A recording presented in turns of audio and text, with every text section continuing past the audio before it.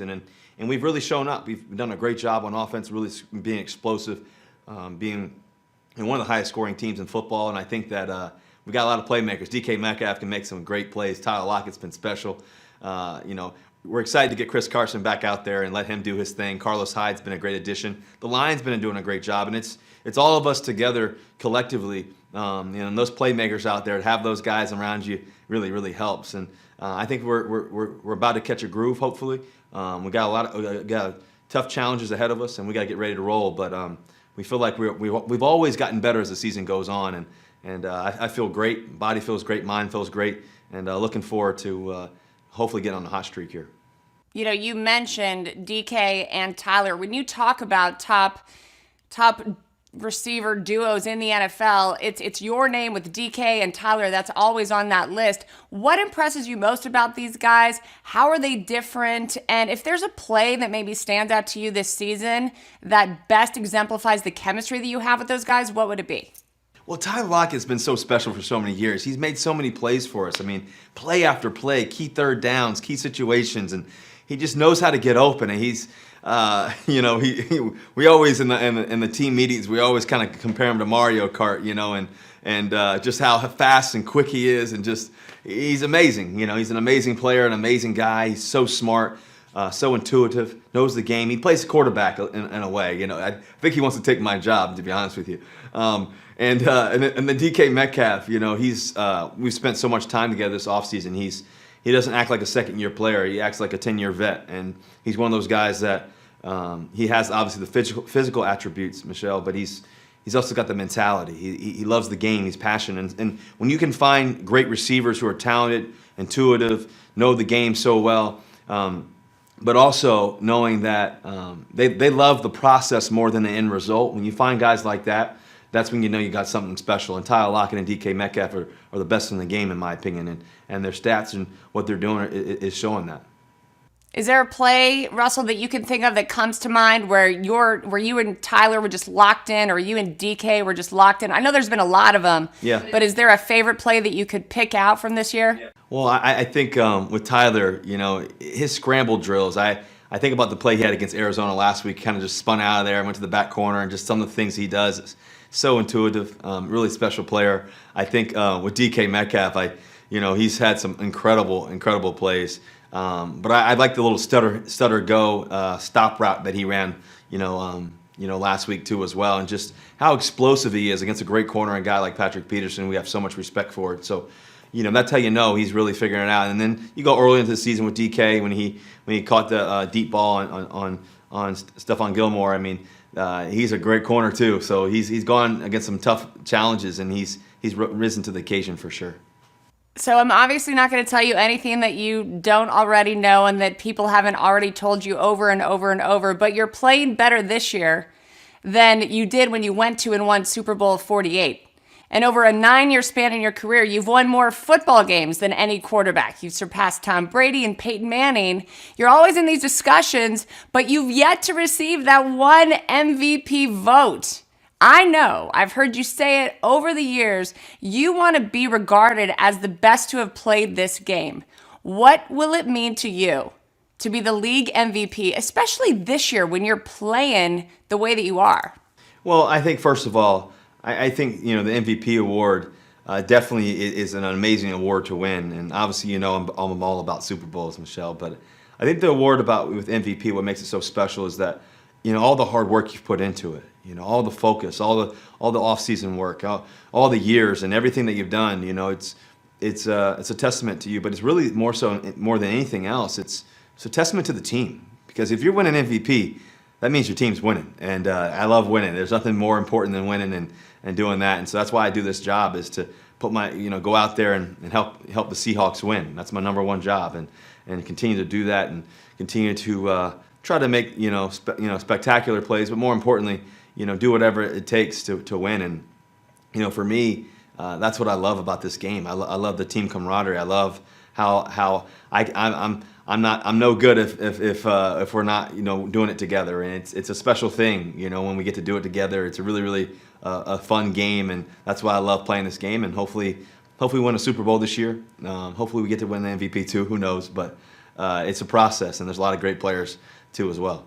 I caught one of your podcasts, and you were interviewing Matthew McConaughey on Danger Talk, and you talked about being obsessed and how important it is to be obsessed. Can you just speak to that, just how important it is to be obsessed and to have that kind of universal feeling in the locker room, how that contributes to the success of your team? Yeah, I think, on Danger Talk, as you mentioned, it was an amazing podcast with Matthew McConaughey, and he got to come on the podcast. He had just written his new book, Green Lights, and just talking about life and how he's gotten to turn those red lights and yellow lights into green lights. And one of the things that we talked about was this job that we get to play. Him being one of the world's best actors, obviously, and me getting to play quarterback. The reality is that you have to get lost in the moment. You have to get so lost in the process. You have to. He talked about this idea that, he could be on set for months, and next thing you know, it's a wrap, and they'd say, the producer and director would say it's a wrap, and like he'd look around and be like, what do you mean? Like, we're done? Like, he gets so lost in the moment. I think the same thing for me when the season's going and in the middle of the week and you're studying on the film and you're in the film room and you're on the field and everything else, it's like you don't ever want to stop. And you got to get so obsessed with the process. You got to get so obsessed with the details and the attention to it and the love for the game. And I'm old school in that approach. I think that for me, I'm old school. I want to sit there and watch film all day. I want to draw up plays. I want to process. I want to have as much knowledge and love the game and know the game better than anybody out there. And I think that's something that I've really tried to pride myself in every day. And the one thing I can say, when it's all said and done for me, and which is going to be hopefully 10, 15 years from now, God willing, it's one of those things that when I get to hang up my cleats and all that, I know, and I'll know also. I'll also know my teammates will know that I gave it all I had. I think to give everything that you have every day, and that's one of the greatest gifts that I could leave to myself and to this game, is just give everything you have. And that's why you got to be obsessed with the process. I love it. I love it. I love it. I love it. And so, and I think that's why we've been fortunate to win as a team. We've been able to do so many things together, and it's a special thing. Well, you really excel, especially in prime time. You're 9-2 in your career on Monday Night Football. What is it about the bright lights, the big stage that really elevates your game? I've always envisioned as a kid, playing in front of thousands and millions of people and having the lights on. I go back to high school, actually. My high school teammates actually bring this up all the time. And I go back to high school, and we were playing Godwin High School. I went to collegiate school, and we were playing Godwin High School. And I had, thrown for a bunch of yards and several games and touchdowns and all that, whatever. But they had this big old sign. It was right before the pregame. They had a big old sign, and in the newspaper that day, they had the Russell Wilson show stops here, and they had a big old sign, in their fan section. And I'll never forget that night. And for some reason, for me, I've always loved the fact that the pressure. I've always loved the lights. I've always loved how the ball flies in the air.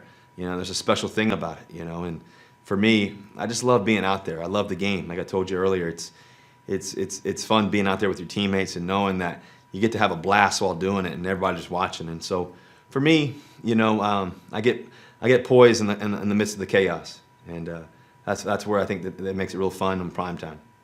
Yeah, speaking of primetime, last weekend during the Sunday night game, you could hear a lot of what Derek Carr was saying at the line. So when you factor in this noise factor, I guess, or lack thereof, the noise in the stadium, how have you guys had to adjust your hard counts at the line? What are you doing? And is it a situation where maybe you guys as quarterbacks are feeling more paranoid now than ever when you're calling these hard counts at the line, that these defenses are able to pick it up? Yeah, I think it's one of those things that you got to play the game. You got to play the game to know the game, and you got to play the game to win the game. And you got to understand, that the defense can hear a little bit more, and vice versa. But you got to be able to know how to change your play calls and change your looks, and really, it's a game, to really manipulate the defense and to really put a challenge on the defense to make calls and to really process things too as well.